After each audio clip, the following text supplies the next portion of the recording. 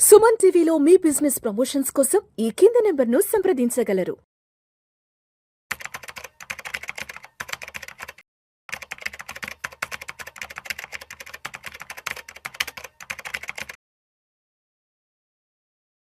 Sir నమస్తే sir. నమస్తే విష్ణు గారు. సార్ రీసెంట్గా ఇన్ఫ్లేషన్కి సంబంధించి గవర్నమెంట్ వాళ్ళు ఒక మాట అన్నారు. ఇన్ఫ్లేషన్ అయితే చాలా తక్కువ ఉందని అంటున్నారు, కానీ రోజువారీ మన ఖర్చులు మాత్రం మాత్రం తగ్గడం లేదు. ఏ రోజుకి ఆ రోజు ఖర్చులు పెరుగుతూనే ఉన్నాయి. ఎంత జీతం వస్తున్నా కూడా ఎవరి స్థాయికి తగ్గట్టు ఎవరికి రూపాయి మిగలట్లేదు. 25,000 సంపాదించే వాళ్ళకి తగ్గట్టుగా వాళ్ళ ఖర్చులు ఉంటున్నాయి, వాళ్ళకి రూపాయి దాచిపెట్టుకోలేకపోతున్నారు. ₹1,00,000 సంపాదించే వాళ్ళు కూడా మాకు ఏం మిగలట్లేదు సార్, నెల వచ్చే లోపల అసలు మొత్తం క్రెడిట్ కార్డులు ఉపయోగించుకోవాల్సి వస్తుంది చివరికి అంటున్నారు. 3 లక్షలు వచ్చే వాళ్ళు కూడా అయ్యి బాబోయ్ మాకు అసలు పేరుకి 3 లక్షలు వస్తుందే కానీ రూపాయి మిగలట్లేదండి, అసలు 3 లక్షలతో సంసారాన్ని ఎలా ఈదాలో అర్థం కావట్లేదు అంటూ కూడా ఎవరి version of life style expenses గురించి వాళ్ళు చెప్తున్నారు.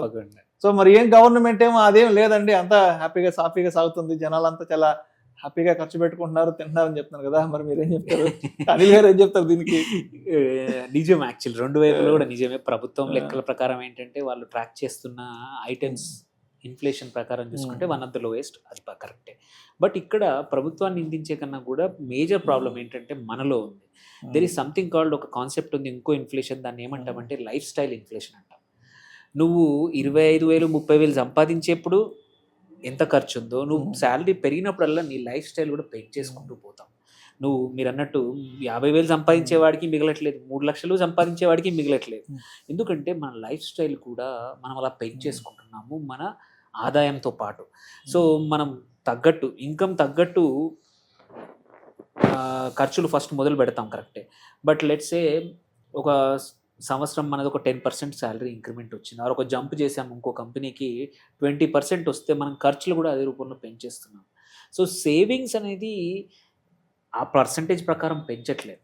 So that is one of the major thing. దీన్ని లైఫ్ స్టైల్ ఇన్ఫ్లేషన్ అంటాము.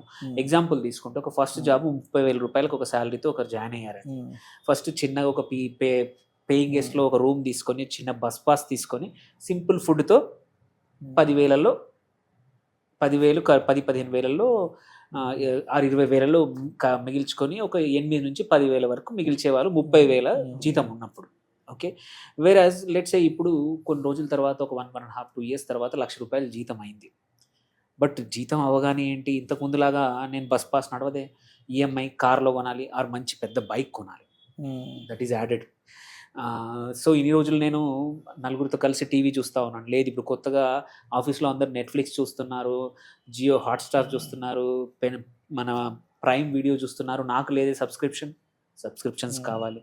అందరూ అప్పుడు చిన్న ఫోను ఓపో ఫోన్ వాడేవాడిని 10,000ది, ఇప్పుడు అది వాడితే మరీ నామోషిగా ఉంటుంది. నాకు ₹1,00,000 జీతం, శాంసంగ్ ఫోన్ వాడతాను లేదా యాపిల్ వాడతాను, అడిషనల్ గ్యాజెట్ ఖర్చులు.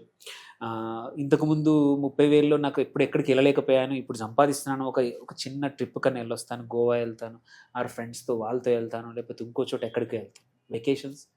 ఇవన్నీ లైఫ్ స్టైల్ చాయిసెస్, ఇవన్నీ లైఫ్ స్టైల్ పెంచుకునే ఎక్స్పెన్సెస్.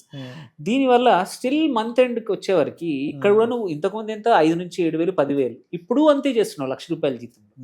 ఎందుకయ్యా అంటే నువ్వు లైఫ్ స్టైల్ ఎక్స్పెన్సెస్ పెంచావు అని సేవింగ్స్ పెంచట్లేదు. సేవింగ్స్ అదే ప్రపోర్షన్లో, అరే నేను 30,000 జీతం అప్పుడు నేను నెలకి 7 నుంచి 10,000 సేవ్ చేశాను, అంటే 25-30% చేశాను, ఇప్పుడు 1,00,000 కూడా 30,000 సేవ్ చేస్తాను అని ప్రయారిటీ లేకుండా ఎక్స్పెన్సెస్ ప్రయారిటీ ఇస్తున్నాము, కానీ మన సేవింగ్స్కి ఇవ్వట్లేదు. Okay, so that is one of the major thing. Life style ఇన్ఫ్లేషన్లో ఏంటంటే స్టాండర్డ్ ఆఫ్ లివింగ్ కూడా పెరుగుతూ ఉంది, నీ స్టాండర్డ్ హౌస్ పెంచుకుంటున్నావు. Then simple life style inflation అంటే నీ స్పెండింగ్ రైజ్ అవుతుంది. మామూలుగా ఇన్ఫ్లేషన్ అంటేనేమో ప్రైజెస్ రైజ్ అవుతున్నాయి. ఇక్కడ ప్రైజెస్ రైజ్ అవ్వడం కాదు ఇష్యూ, నువ్వు అడిషనల్ ఎక్స్పెండిచర్ పెరుగుతూ ఉంది.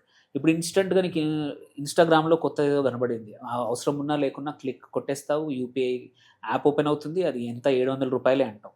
నువ్వు తీరా నెలకు చూసుకుంటే 10 ఆర్డర్లు పెట్టావు, 700 × 10 ₹7,000 అడిషనల్ ఖర్చులు. దానివల్ల ఎంత నీకు అడ్వాంటేజ్ అయిందండి తెలీదు. But just because now you have access, కొంచెం శాలరీ పెద్దగా కనబడింది, దాని తగ్గట్టు నేను ఖర్చు పెంచుతున్నావు కానీ శాలరీ పెరిగినట్టు నేను సేవింగ్స్ పెంచాలనే ఆలోచన చాలా కొద్ది మందిలో మాత్రమే ఉందన్నమాట. సో ఇది one of the common thing. So ఇక్కడ మీరు చూస్తే అన్నిటికీ అప్గ్రేడ్ ఎవ్రీథింగ్. ఇంతకుముందు 1 BHKలో అడ్జస్ట్ అయిపోయే వాళ్ళం 40,000 30,000 శాలరీ దగ్గర. లేదు, ఇప్పుడు డబ్బులు ఉన్నాయి 2 BHK ప్రపోర్షనల్లీ గాన్. ఇంతకుముందు ర్యాపిడో బైక్ మీద వెళ్ళేవాళ్ళం. నేను ఇప్పుడు ఆఫీస్లో చిన్న అసిస్టెంట్ మేనేజర్ క్యాబ్లో వెళ్తున్నాం గాన్. ఇంతకుముందు ట్రైన్లో వెళ్ళేవాళ్ళం. నేను ఇప్పుడు ట్రైన్ ఏంటి, నేను ఫ్లైట్లో వెళ్తాను. నెలకు 2 నెలలకు ఒకసారి వెళ్ళేది 8,000 గాన్.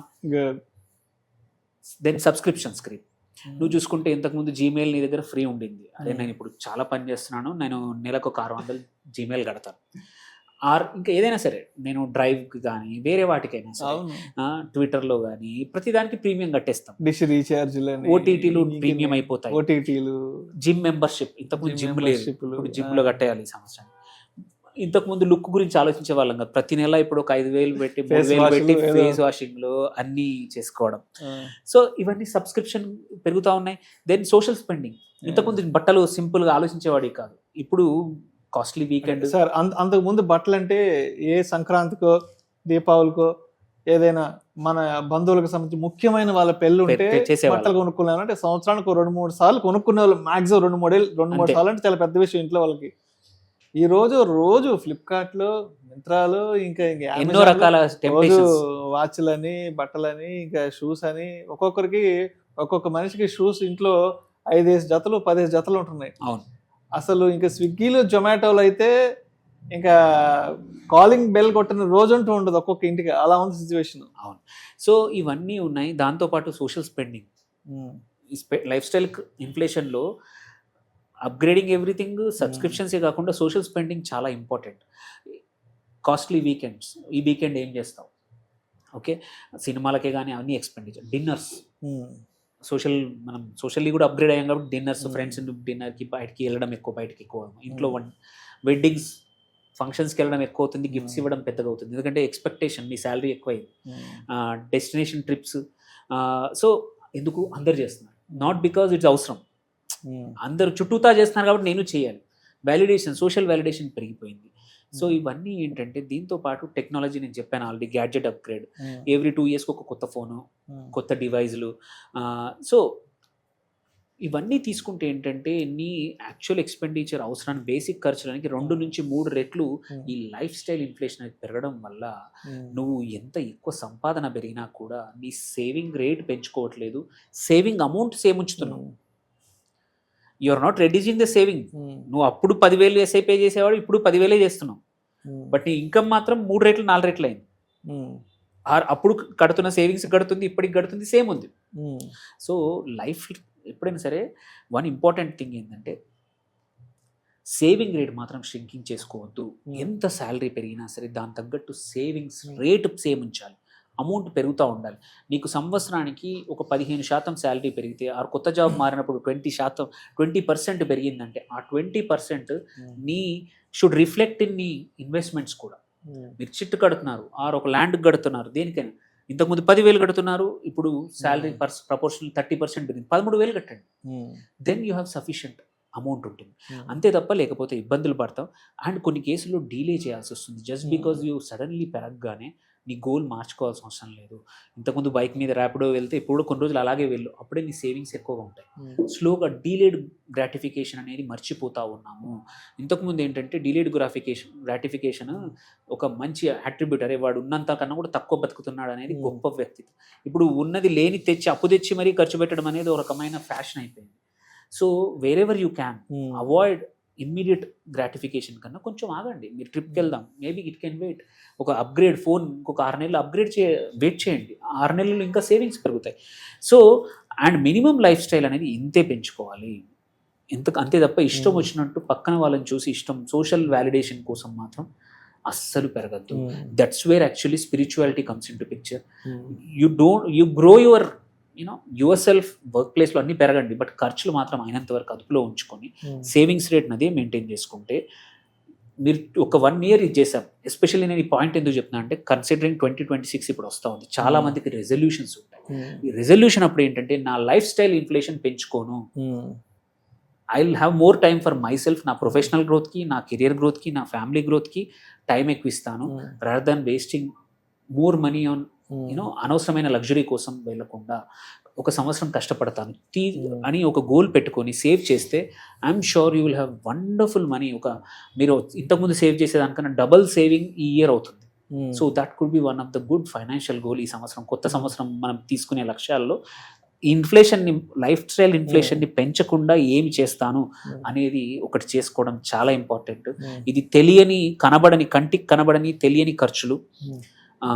ఇది మీ ఫైనాన్షియల్ ఫ్యూచర్ని, మీరు రిటైర్ అయ్యే టయానికి ఇవి కంట్రోల్ లేకపోతే ఏంటంటే ఇంకొక 10 సంవత్సరాలు ఎక్స్ట్రా పని చేయాల్సి వస్తుంది. ఇట్లాగే లైఫ్ స్టైల్ ఇన్ఫ్లేషన్ పెంచుకుంటూ పోతే. అదే కంట్రోల్లో పెట్టుకుంటే మీరు ఫ్రీడమ్, ఫైనాన్షియల్ ఫ్రీడమ్ అనేది తొందరగా వస్తుంది. సో ఇది ఈజ్ వెరీ ఇంపార్టెంట్. అందరూ అర్థం చేసుకోవాల్సిన అంశం. ప్రతి ఒక్కరూ ఒకసారి తన బడ్జెట్లో నేను ఈ అన్ప్లాన్డ్ ఖర్చులు ఎంత పెడుతున్నాను, నా సేవింగ్స్ రేట్ ఈక్వలెంట్గా పెంచుతున్నా లేదా అని ఒక్కసారి అనలైజ్ చేసుకుంటే they will realise. Right sir, right sir. Thank you sir, thank you so much Anil గారు. Thank you. 2026 నూతన సంవత్సరం నుంచి ఎక్స్పెన్సెస్కి సంబంధించిన రెజల్యూషన్ ఎలా ప్లాన్ చేసుకోవాలి ఏంటన్న దాని గురించి చాలా చక్కగా తెలియజేస్తారు. Thank you so much sir. Thank you.